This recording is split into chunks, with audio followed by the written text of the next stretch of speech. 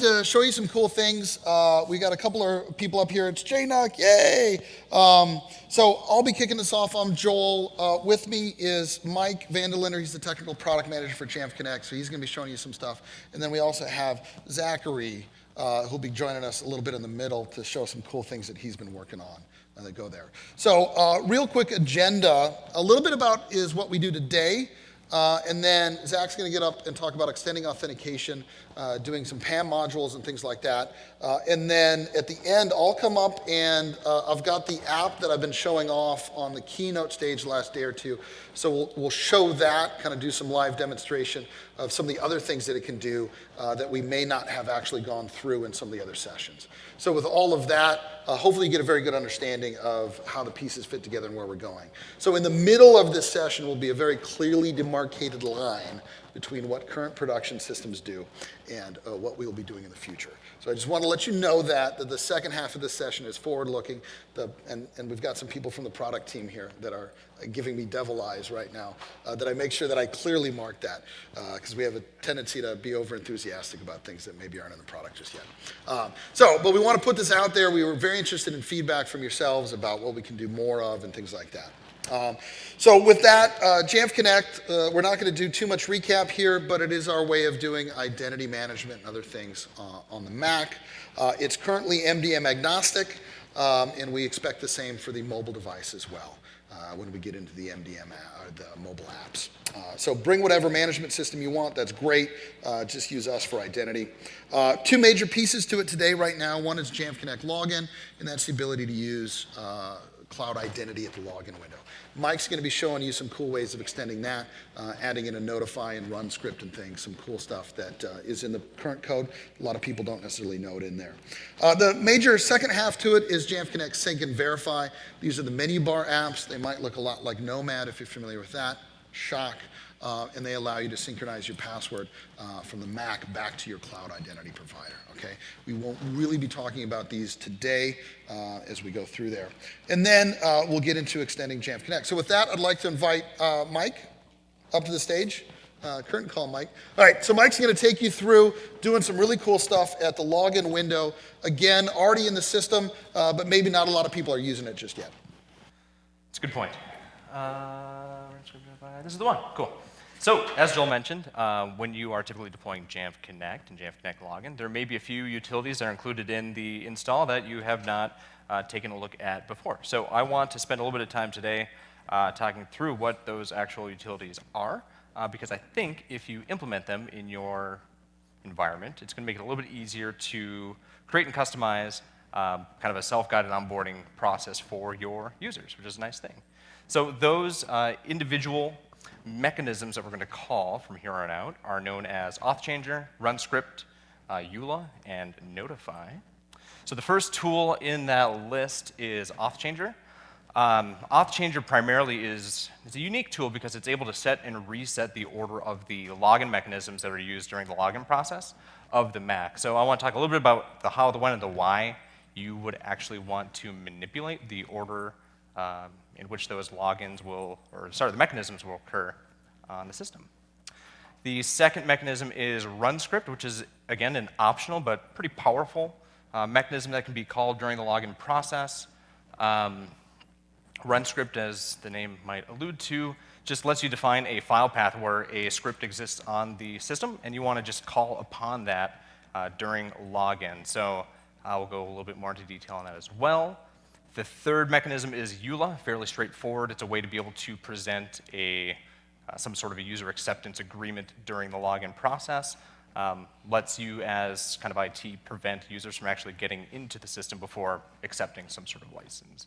And then finally, the notify mechanism, which in conjunction with the previous three, lets you as IT set the entire pace for which the setup assistant runs for the user. So if there's certain policies, events have to occur before somebody's able to actually use that Mac, get that in front of them, and yeah, talk about that. So Auth Changer, we got a fair amount of documentation on how to call Auth Changer during login, or during the install of login. It's actually used with every installation of Jamf Connect login. You may not know about it. It's part of the post-install script. There's a default process where we're actually setting up Jamf Connect login to sign into an OpenID Connect application that's been registered on the IDP side.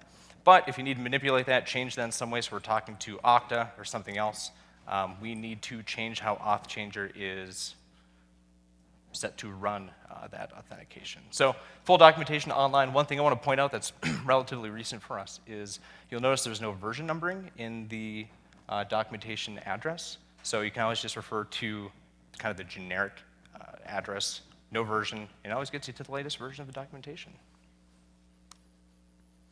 So looking at the standard login process today, when you boot up a Mac, if it's brand new out of the box, you're going to move from the setup assistant, where we have kind of a predefined experience. If you're using MDM, if you've got Jamf Pro, and we have a pre-stage, we can decide what the user sees, what they interact with, what the account creation process is like, all before they get into their account and they're signed into the desktop.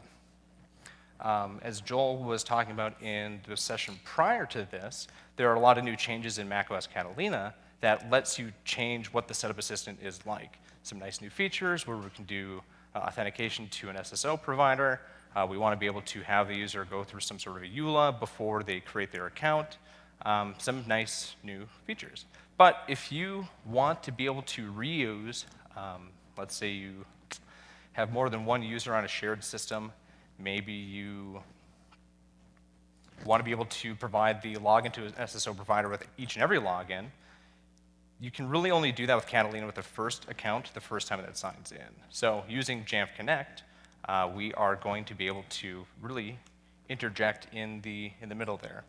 So this brings me to why we want to use Auth Changer, because we're going to basically insert Jamf Connect into the middle of the setup assistant and before you get to the user context during the login process. So to that end, Jamf Connect login, we're going to have run script and EULA and notify. These are the three different mechanisms I want to talk about that are part of that Jamf Connect stage during a login. And very simply, the most basic version of working with Auth Changer is if you look inside of the install package for Jamf Connect login, the existing post-install script is really just set to change the authorization database to set it up for an OpenID Connect application. That's the default. If you were in the session yesterday about deploying Jamf Connect, you might have heard that there's a nice little trick that you can do with the Jamf Connect login installer package, where if you include the name Okta anywhere in the file name, there's a post-install script, again, part of the install process, that will read in that name and actually set up Auth Changer to do this. We're going to just change it to do an Okta authentication as a part of login instead. If you don't want to rely on that, you'd rather just change the post-install script to do it on your own, that's totally valid. So Auth Changer, when it's called as a part of really any sort of command line operation, if it's going to be part of a post-install script, the point here is that you're going to be listing out the mechanisms that you want to have be a part of the login process, and you have to call them out in the order that you want them to run on that device. So again, go back to the documentation. You have to be able to see like what the actual mechanisms that you have available are, when you would want to have them run. But again, we're just simply changing the process here to include, in addition to setting up for OpenID Connect, that we want to have the Jamf Connect login run script operation or mechanism. We want to have the EULA be a part of it. We want to have notify run at the very end. The other part of the, or a number of the flags are available in that command, you would see pre-auth, pre-login, and post-auth. And so it's just important to kind of keep in mind the timeline in which those operations will occur. So in addition to which mechanisms run when, what stage of that login process do you actually intend to have that mechanism run? So pre-login before you even sign in as a user, pre-auth before we've actually signed into the user context, post-auth once you're in the user context. These are all things that happen before you actually log into your account and get to your desktop. So if you need to be able to reuse any information about the user as a part of one of the scripts, just define all that in your command. Very cool. So by default, if you wanted to just see kind of how your Mac is set up before you run auth change or anything like that, you can just run auth changer and say print, and it'll do a little output at the bottom and show you the order of the mechanisms that they're currently set up to run as on your device. If you need to do any sort of troubleshooting, validate that you didn't call the same mechanism twice, put them in the wrong order. Nice little troubleshooting tool there. All right. So after auth changer, we've got notify, we have run script, we have EULA. Run script is, again, that ability to define a file path that we want to have a executable script, I guess, that exists on that Mac. If the configuration profile for Jamf Connect and Jamf Connect login, just point it at the file path for that script. When run script runs, it just calls that script, and then it's a part of the login process.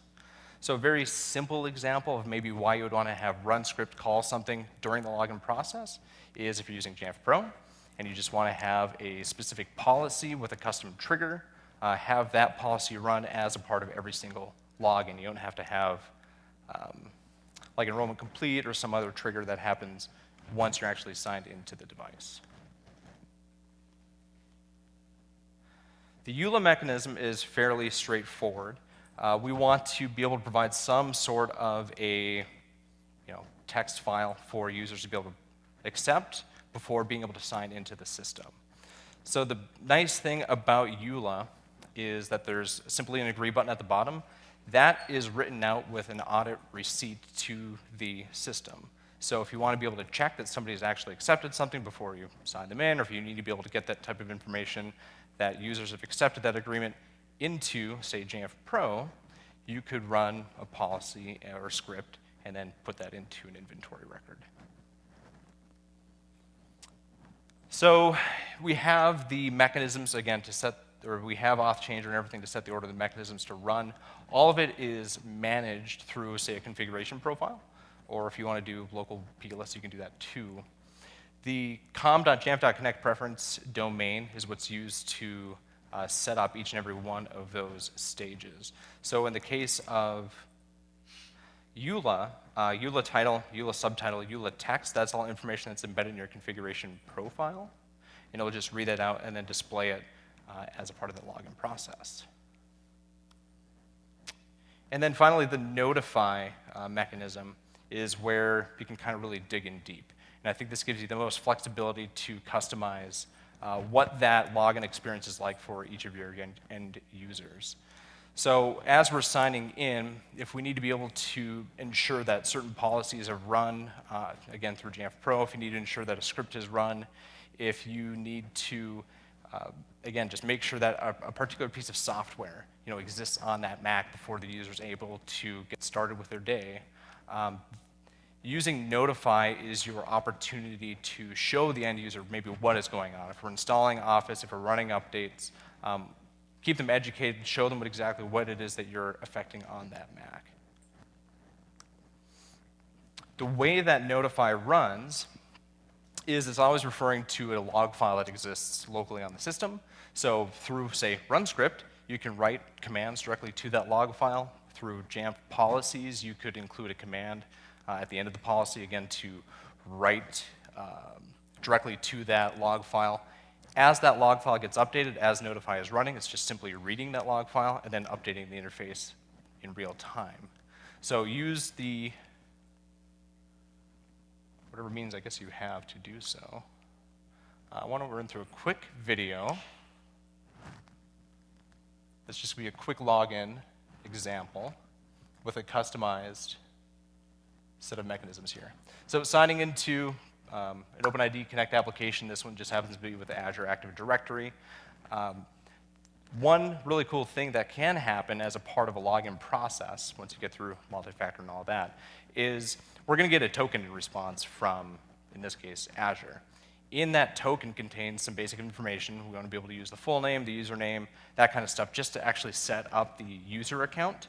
But there can also be some additional information, like roles, where we'll use that to create the user as an administrator or standard user. I've got a notice to say, welcome, Archie. I've pulled information out of the token, written that written that to the log file, and just, again, kind of more personalized, more customized login experience. And as it finishes up here, you'll notice that it's just actually just taking this opportunity as I'm doing stuff in the background and installing applications to tell the user maybe about new processes that they're not aware of. If you want to use that maybe as an opportunity to show people what self-service is, how they can sync their passwords with Jamf Connect Sync, Jamf Connect Verify, go ahead and do that.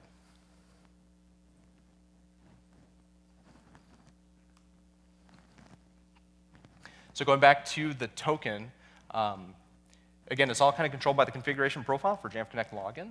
So I can actually set in Jamf Connect configuration profiles the OIDC ID token raw or the OIDC ID token file paths. As you sign into that account on that computer, we're going to write the information from that token to that specified file path. As a part of your run script mechanism, you can read information back out of that token and then use it to write into your log file and then set up the whole thing.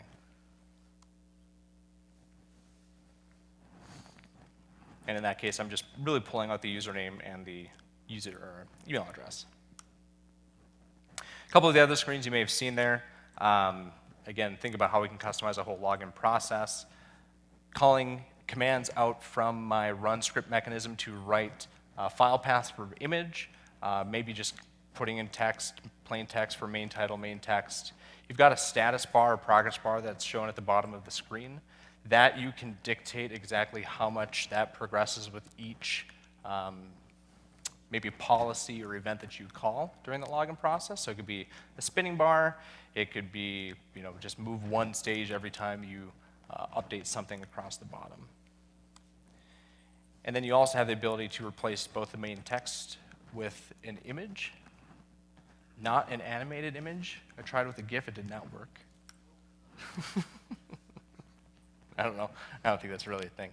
And then one thing to point out, too, is to really help with the customization, you can obviously change your installer package to include different assets, media, videos, that kind of thing.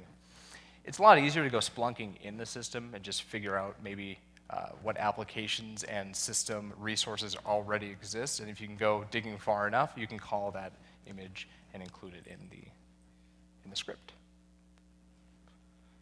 So with that, it's a heck of a lot of customization. So I want to talk to Zach next. What happens once I sign in? Thanks. Okay, so I'm talking about system authentication first. Now, with Jamf Connect login, you can edit certain authorization database system rights, such as whether you want to install software, edit certain system preferences, and you can use that instead of the local authorization, you can use Jamf Connect login. Now on the, that was it. Okay. So here you can see what it would look like to change the authorization and what it would look like to the user.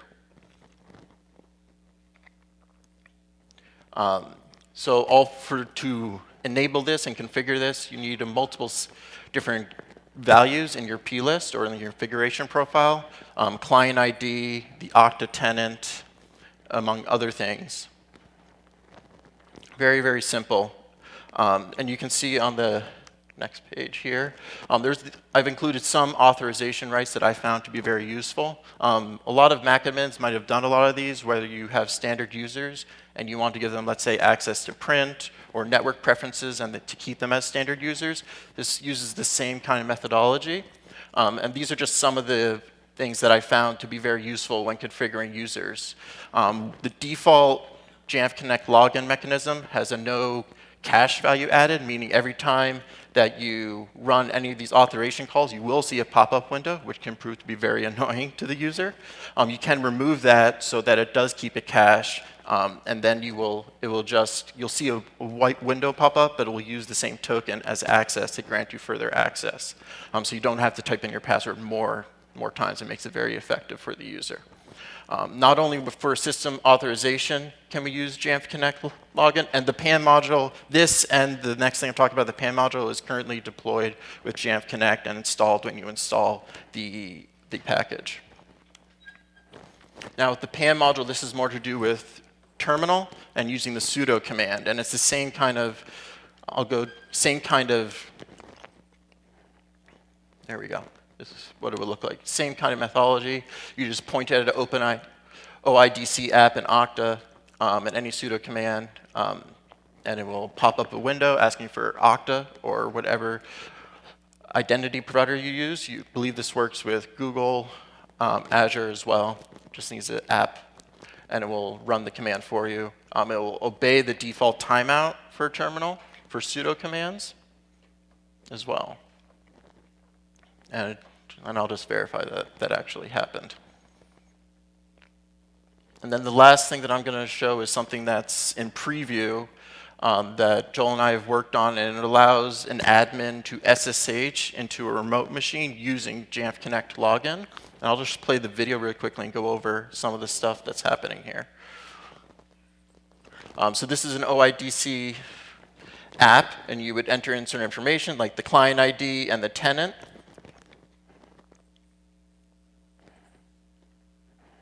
There it goes. And then it loads that token information as well. I'll generate a token here, and you'll see all the token information, including an access code, which you actually use to authenticate on the remote machine. As you can see at the bottom, there's that value. So on the remote machine, I have a user that's standard, but it has no password.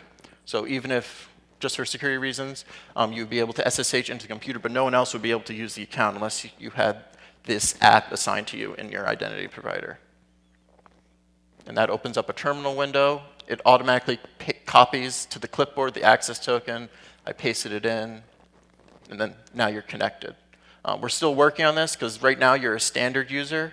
To actually be able to do things such as help users run maybe a Jamf policy in the background, you would need sudo privileges, and we're still working on that as there's a limitation with SSH and how long that access code can be. And I think with that, we can move on to the last section. Thank you very much,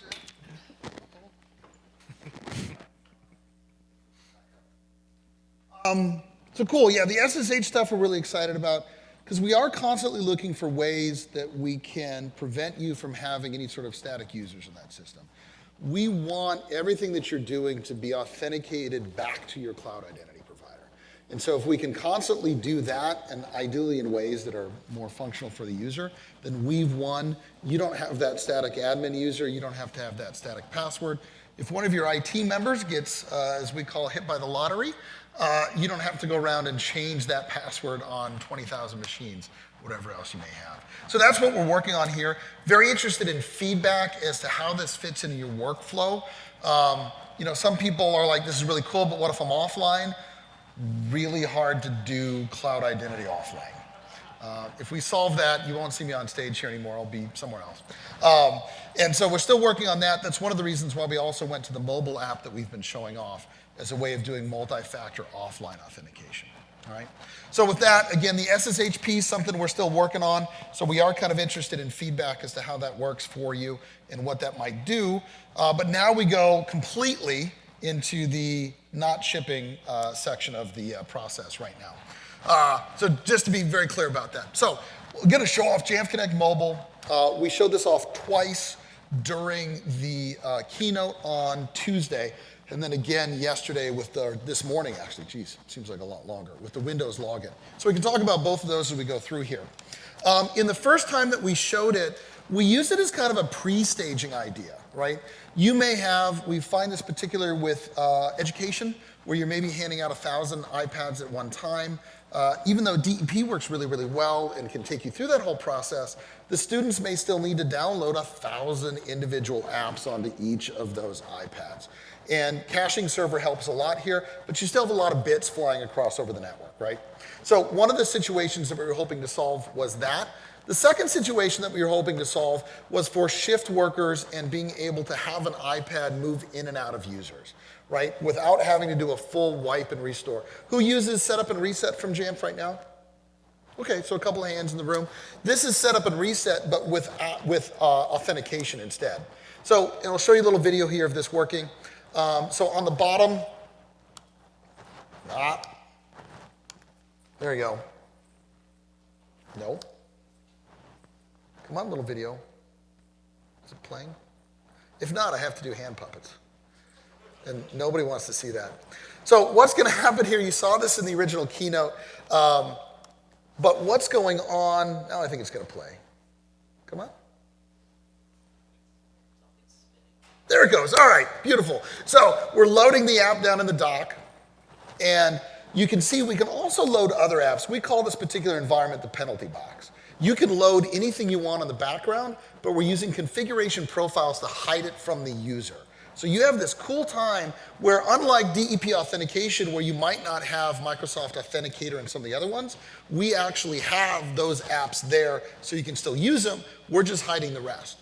So then here we are logging in through Azure. So we're signing in with an Azure credential. I'm going to use passwordless here as I go through this.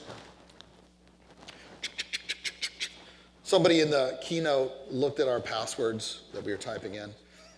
So we've cycled all those. And now we're using passwordless authentication. So you can't screen scrape our passwords anymore. Take that. All right. So now you're signing in with passwordless authentication on Azure. And as soon as you're done, we actually get roles out of Azure, and the user can pick who they want to be. So this is entirely decided upon by your identity provider. It's not just a static set. Depending on who I signed in, I might get a different set of roles. And you can pass this through Azure, you can pass this through Okta, as it's just a set of group memberships effectively that we're getting back through here. If the user only has one, they don't get to pick anything. They would just go on to the next step here. So again, saving this all up there. Once this is done, we get the ID token. I'm going to show you what we do with that under the covers. But now that's being sent back to a function that we have in the cloud. That cloud function is then going to make a push to our MDM server, and the MDM server is going to flip a couple of profiles. All right? We are not using the Jamf Pro API directly from the iOS device because we didn't want to put any credentials on the iOS device. So instead, we're using your OpenID Connect token. Once this is done, and this video is in real time, that under the covers, we've now sent down 2 or 3 different profiles, and profiles are pretty small, right? So they don't take a whole lot of network connection, and so I'm able to click on the home button here, and it's going to take me into an entirely different experience because those profiles have come down. Right? And so we're doing all of this based upon cloud authentication and without having to have any of the credentials directly in the device. And there you can see we now have changed the wallpaper. We've got a whole bunch of different apps on there. They were there before, they were just hidden. All right? So we're using this for kind of, like I said, 2 major purposes. One is the idea of pre-staging a bunch of devices if you don't want to have a huge amount of connectivity issues or something like that. And the other aspect of it would be for shift workers. If you're in retail, if you're in hospitality, and you want to have that modern authentication and then turn apps on and off on the iPad, here we can do this. Cool? Let me show you a little bit about what it's doing under the covers here. We've got a couple of major players. We've got a cloud function on the right. In this particular example, we're going to be using it from Azure, but you can have it in Google Cloud, you can have it Amazon Lambda. These are all just serverless functions. And we'll give you the 200 lines of JavaScript to do this. Up at the top, we've got an identity provider, and on the left, we've got Jamf Pro, but this could be any MDM solution that has an API. All right? There's nothing that's specific to Jamf Pro. Obviously, we prefer that you use that, but we understand you don't always have the choice. And so what's going on is that when we authenticate on that iPad, we're going directly to OpenID Connect, and we're authenticating the user back to your identity provider. Once we get that token, we send that token to the cloud function. The cloud function decodes that token, validates the username in there, validates the signature of that token back to Azure or Okta or whatever you're using for your IDP. And then if all that matches, does this validation of the signature. If all that matches, the cloud function, which has your username and password for the MDM API, can make the push directly back to your MDM. And this is one of the ways that we've taken those credentials that you might otherwise put onto the device. I won't ask for a show of hands, but does anybody in the room put their Jamf Pro username and password on the Mac so you can use the API? Yeah. There's people out there that do that. We know why you do it. We'd prefer to give you a way where you wouldn't have to do that. And so this is a nice way of abstracting that all away. Because your cloud function in your own tenant has those credentials. Maybe it's even a token. It's not even a username and password. And you're able to pull the strings on your MDM service without having to do that directly from the local system. Now, this is what Jamf Pro Mobile for this aspect, for again, the pre-staging and the shift workers, is based on. You can also do this with what Mike talked about earlier. When you sign into the Mac, you get an ID token from OpenID Connect. It's the same ID token that we're using here. We can pass that token to your script. Your script is then able to do API calls and other things with that token, so you don't have to embed any sort of API credentials into that script. For accounts that are using Google, for example, Google doesn't give you a lot of information about groups in that ID token. So we've done almost this exact same functionality, but instead of using the mobile app on Jamf Connect, we're using Jamf Connect login, which Mike showed you, and we send that token up to a Google Cloud function. The Google Cloud function then has the ability to hit the Google Identity Directory API, get all the user record and everything else, then send that back down as JSON to the Mac as just a reply to that API post. So it can give you a whole lot of flexibility of getting information, access to services and other things without having to embed API credentials anywhere. And if you want to swap this out with Okta, you're more than welcome to do that. And in this case, we've got an Amazon Lambda there. We've got Okta as the identity provider. These don't have to exist in the same cloud, and you can mix and match. So if you want to use Okta for your identity provider, but Azure function, so your Microsoft Azure tenant, but Okta is your identity provider, and AirWatch is your MDM, all of those pieces should be able to fit together. Because again, it's just API calls between them. And we wanted to make sure that you had the flexibility to do a lot of these things. What we offer you with, and what we'll have with the built-in JavaScript, will be some very basic things to call APIs on the MDM side. But we already have customers that are talking to us about, so I'm a retail environment. And when my users sign in addition to setting up the iPad for them, I also want to clock them into maybe an HR system or something like that. Be entirely feasible to use that ID token in your cloud function and then pass that off to Workday, pass that off to ADP, do something else with that. Because again, you've got this cryptographically signed token that identifies that user that came in. And you can put all those API credentials into your own tenant. We've also had some people that wanted the reverse, that if I'm signing in, but I haven't clocked in, don't let me actually open up the iPad, right? And in that case, you'd be kind of doing the opposite. You'd sign into Okta effectively without any problems. You'd send your ID token up to the Lambda, but the Lambda would then deny you because it would check back with Workday or something else and say, hey, you're not supposed to be at this store today. You're not supposed to be working today. We don't want you signing onto this iPad. So we do believe this gives you a very extensive kind of, to boil it down, an if then that kind of solution where you can chain a bunch of actions that happen just by the user signing in once. Does that make sense? Cool. All right, so that's the first part of what we're doing in the mobile app.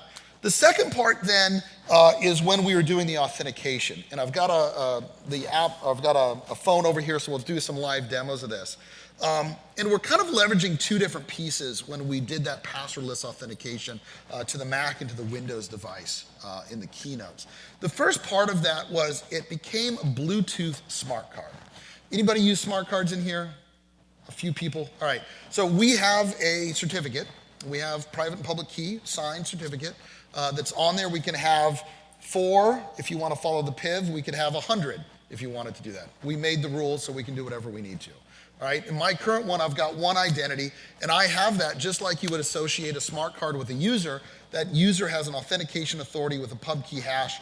And in fact, when I first set up my phone, you'll actually see the smart card pairing dialog box. Right? We've got some ways of doing this at the login window so the user doesn't have to know anything about this, but we will actually show them that dialog box when they come in. All right? So we're using it as a smart card. We're doing cryptographic operations with it. We do have a crypto token kit driver for the Mac. So there is a little 2 or 3 meg package that goes on there, gets installed on the Mac, you pair your phone to the Mac, after that it becomes your authentication token. If you wanted to have a user that never had a password, we would be able to support that. The Mac has the ability to have user accounts that only have a smart card for authentication and are not in any way have a password, all right? FileVault gets a little tricky. We'll talk about that in a moment. FileVault needs a password, okay? So what we want to also add was even more than what a smart card can be, because a smart card typically has some sort of PIN, and it's a static PIN that you have to keep typing in. We wanted to make things a little bit more interesting, so that's where we can use biometrics on the phone, or we can use a rotating PIN, all right, so that you can type in various things as you go through there. And then finally, a smart card isn't internet connected, right? Smart card is a standalone certificate. You don't have the ability to validate that on the card itself. Once it's been instantiated, it's there. We want it to be more interesting than that, and that's why we have the ability to chain cloud authentication from your phone before the phone gets used as a smart card to your Mac. As we wanted to make sure that you could say, I know you have a smart card, but typically the certificates on a smart card are good for a year or two. I don't necessarily know that I trust you for a year or two. So I want to make sure that before I use this on the Mac, I do a cloud authentication and then give you some sort of grace period. And that way you can tie cloud identity together with what's on your smart card and be able to group these things together. The final piece that we have in this is once we got that, we had basic authentication into the Mac, the login window, system preferences, sudo. You can do, like I showed yesterday, pkinit at the command line and get Kerberos tickets. So all of the things that you would be able to do with a certificate are there. But, and I carry these around, people make fun of me. But YubiKeys, right? You're probably familiar with these, really love these, great things. This is from Phyton. It's a K33 and it's a Bluetooth version of this with a fingerprint sensor. So they're cool things, but they cost money, and the user has to remember to carry them around. The good things about these is these work as FIDO keys, and FIDO stands for Fast Identity Online.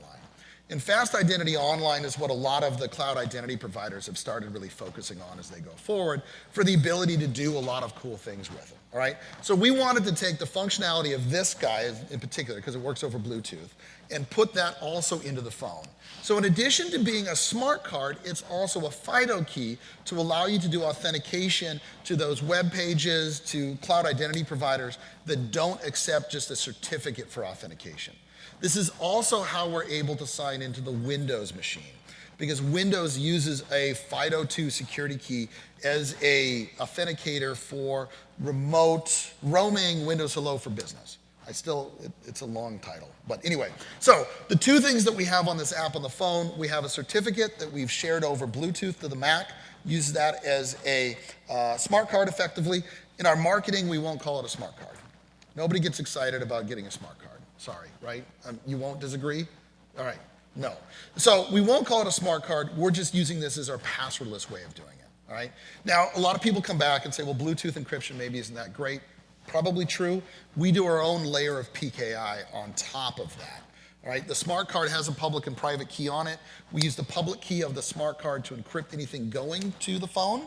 The phone then uses its private key to decrypt that. As we send the information to the phone, we generate a new key pair on the Mac, send the public key over, the phone signs it with its private key, then it encrypts the response with the public key that we sent over, gets complicated, and then sends it back to the Mac. The end result is it's almost like using SSL over. We're using PKI over the whole thing. So you do have to pair the phone because we don't want just everybody's phone talking to your Mac. That seems a little bit too permissive. So we do the pairing so you can do that, but then we do the encryption on top of it as we go through. And with that, I've got the phone that we've been using for all the demos here. So I'm going to bring that one up. I'm carrying around like 5 phones. My wife thinks I'm a little weird now. So we're gonna, now I know, maybe she always thought that. She just never told me because that's rude. All right, so we're grab all that. And then, so go into QuickTime Player so you can see this. And we can do a new movie recording. Trust this computer.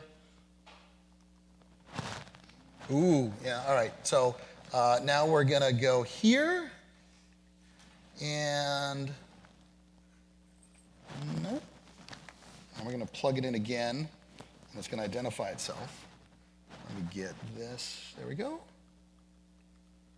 We like doing it live instead of doing the recordings. There you go. All right, so now you can see. So this is the live phone, and this is what's in here. All right, so we got a little Bluetooth up in the corner so you can turn on and off Bluetooth so you're not broadcasting anymore. So if you don't want to use it as a FIDO device or something else, click the blue B. The UI will probably change by the time we ship, but you get the same idea, right? So that just disables and enables Bluetooth. Currently, we're not requiring a PIN, so we don't have any PIN being shown here. And then we've got some admin sections here. This will all be managed through mobile configuration profiles. So the user will never be able to see any of this, right? But for demonstration purposes and the ability of just kind of showing it off, we wanted to have it there pretty easy. So I can turn on Face ID, which means anytime I want to use the credentials on this device, I'm going to actually have to have Face ID enabled, all right? So that's one of the first things we do. We can turn on the rotating pin, and when you get prompted for a pin on the device, you'll then have to put that pin in here, and so it matches. We wanted to make it kind of user-friendly. Like some of the authenticator apps don't show you the countdown, they just change the pin. So we didn't like that, so we've got the little circle. And then if you're feeling like, with electric cars, it's range anxiety, I don't know what it is with this. Pin expiration anxiety. Like, I don't know if I've got 5 seconds. If you hit the number, we'll automatically rotate it so you can go down there, right? So that allows for the pin to be in there. The next thing that we've got here is cloud authentication. And now you can see this down at the bottom. And this means that before I allow you to use this as either a PIN, or excuse me, either as a FIDO key or as a smart card, you have to authenticate to your cloud provider before this time. So we've got a grace period because we wanted to allow for you to be able to sign in on a plane into your device, right? So what happens here, your Mac is most likely not always connected, but your phone has a much higher chance of being connected to the internet than your Mac ever was. So while we've been looking at on Jamf Connect login on the Mac to give you some sort of floating time period, if you haven't authenticated to Azure within 2 days, don't let you sign in, that seemed a little bit rough because you're very rarely at the login window on the Mac, and two days it's not a lot of time, right? However, if we're using the phone as your authenticator for the Mac, this is where we have a lot more flexibility because we believe that you're probably going to be online, or at least online a lot more often than you would be with the Mac. So in this particular case, and you can see this UI is going to get changed, I can put in a grace period of 1,500 seconds, right? Whatever that works out to be in minutes or whatever else. So that means that if I haven't authenticated within that time frame to the cloud, I won't allow this device to be used as a local authenticator, either as a smart card or as a FIDO key. Right? If the internet is available, we will always try cloud authentication so we can increment that counter. If the internet isn't available but you're within the grace period, we just let the authentication happen. All right? So now we're doing some cool things here that you've never been able to do necessarily with a hardware smart card or any of these FIDO keys that don't have internet connectivity on themselves. And we're kind of looking at this as building blocks that you can use to put these pieces together. One extreme example of this is when I used Roaming Windows Hello for Business this morning, I was using an Azure identity and using Azure to sign in to that Windows laptop. However, maybe I have Azure and I have Okta. I could gate the use of the FIDO key on the phone by Okta, but then use the FIDO key once I've authenticated to Okta and validated use of that through Azure to the PC. Again, that's an extreme example, and I don't know that that's logical, but this shows you kind of the building blocks that we're putting together to allow you to chain various authentication systems as they go through. Does that make sense? Cool. I can update my cloud off by just hitting this little cloud button, and that goes out and does an immediate cloud authentication and validates me back to Okta, and then you saw that that time got incremented.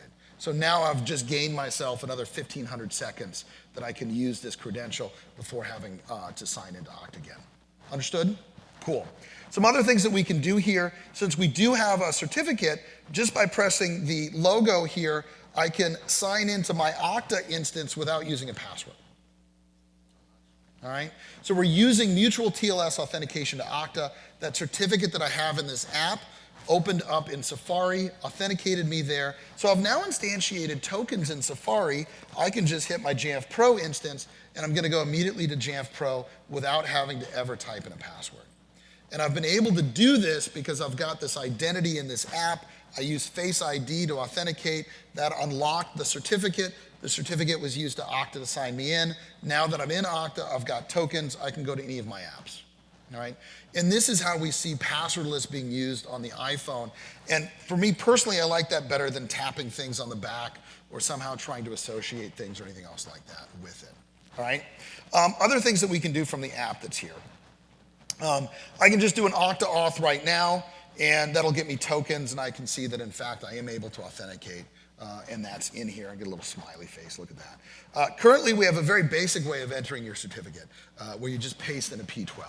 All right, we use this for demonstration purposes. This will not be in the shipping environment. What we do intend, and this is where we're also interested in feedback, when you launch the app the first time, you will be required to sign into your cloud identity provider. Once you've signed into that cloud identity provider, we want to then either get a certificate from your CA, we generate the private key in the secure enclave, then make a CSR, send the CSR up to your CA, get it signed, bring it back down. That way the private key would be locked into the secure enclave here. If you have other things that you'd like to do, we'd love to hear about that. If you've got an escrow system that you already have identities and you'd like us to provision this from that escrow system, we'd love to know about that because we'd like to talk about how we can get down here. In our mind, though, everything starts with some form of cloud authentication in this app, and that's how you bootstrap the process. Once you've been authenticated there, then we can take you the next step of the praise. All right? If you are using FIDO keys, and you saw yesterday I signed into Azure using one of those, I signed into the Windows device using one of those, we'll actually show you what keys you have available to you. Right now in the hardware tokens, you can't really see this. You don't know what identities you've set up. You don't know what web pages you've signed into. Some of that's good, right? Because maybe you get stopped at the border. And apologies if anyone here is from some of those agencies. So maybe you get accosted by a bad person. And that bad person then takes your phone and sees where you've been signing in. There's some possibility that they would be able to equate that from one site to another site. So we're kind of looking over, do you want your users to be able to see what they've registered for and what credentials they have or you don't, right? So that's some of the feedback we're interested in. I can look at here.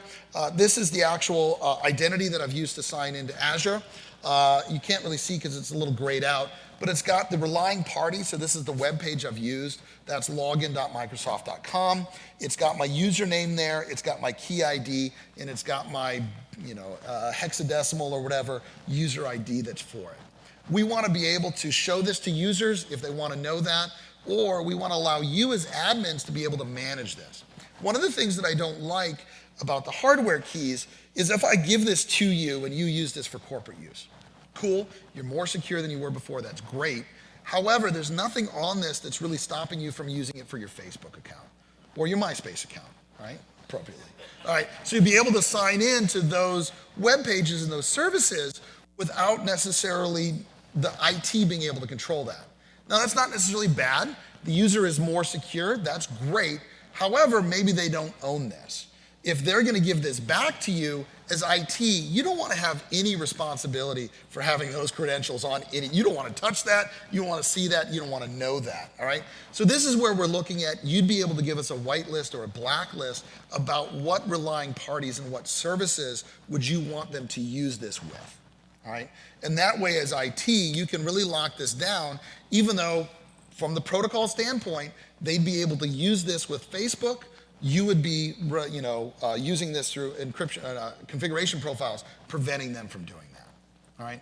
So these are the kinds of feedback that we're really interested over the next couple of weeks as to what are the specific knobs and buttons that you're looking at for your environment to be able to make this even more your own and secure this in there. All right. And I wrote this code, so I'm very excited about it. Look at this. You can swipe left to delete as you go through there. So you can delete these keys. I'm very proud of that, very proud of that. So other things that we're looking at within these FIDO keys, would you want to back them up someplace? The FIDO protocol says no, but we want to know from you, would you want these escrowed in someplace?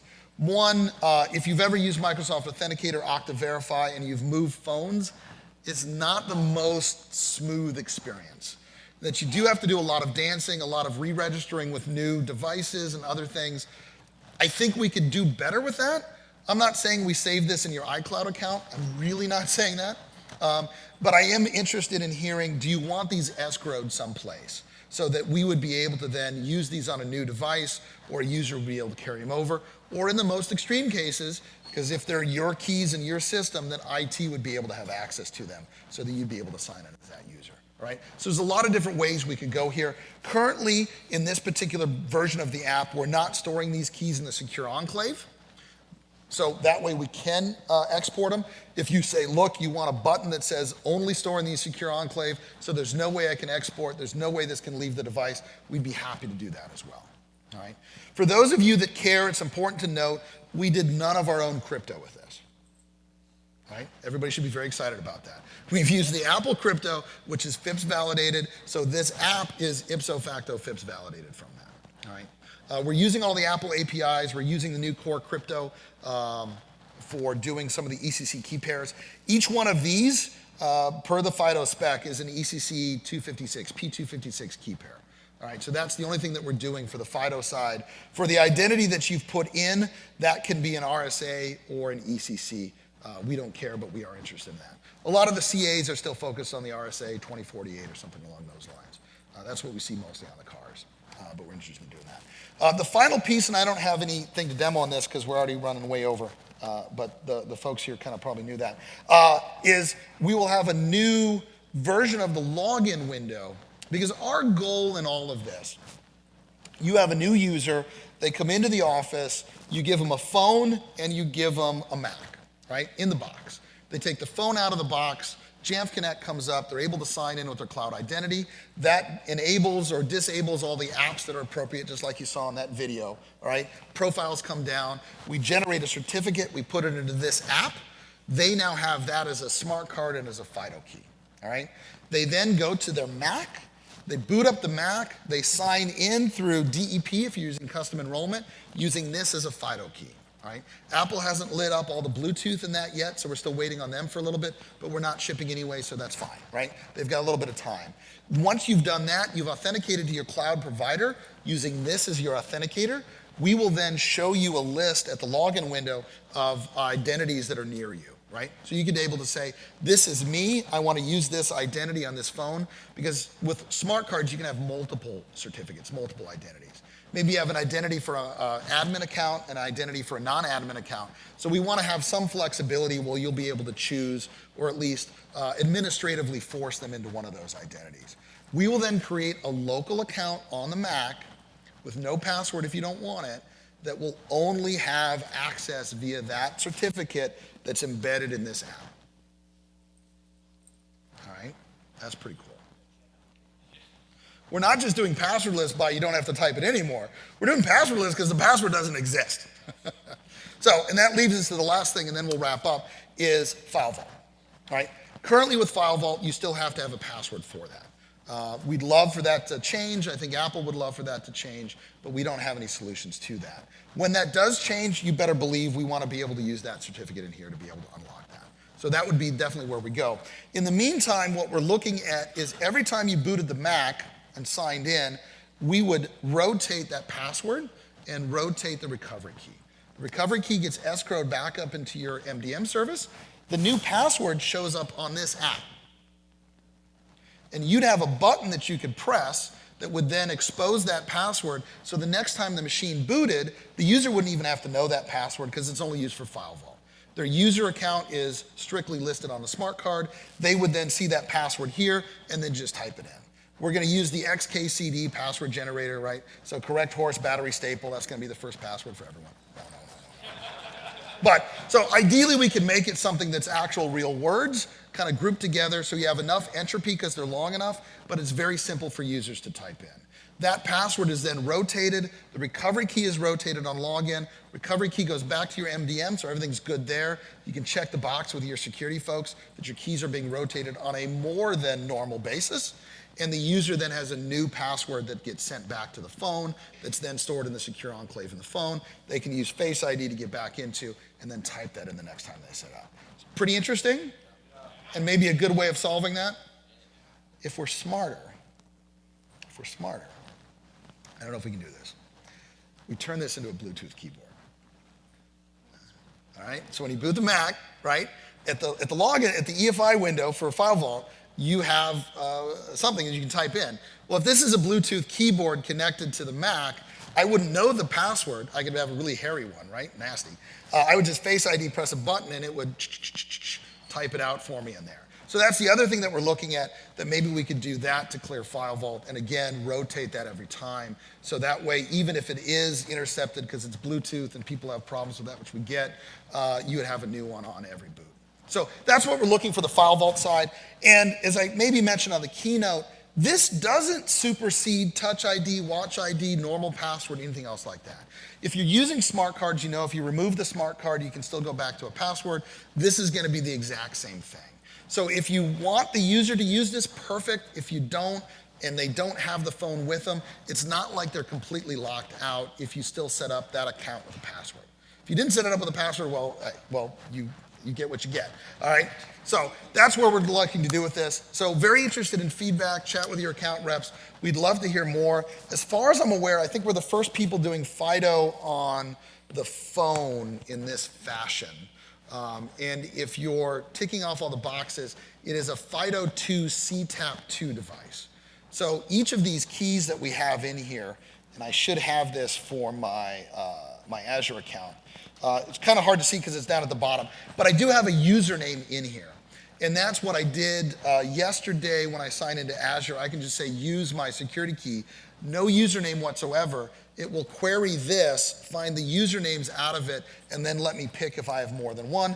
If I only have one, it would just take me into that account. So it is a really nice user experience. We're going to be doing a lot with this as we go forward. So with that, from the Jamf Connect team, from all of us, thank you very much for being here. Enjoy the party.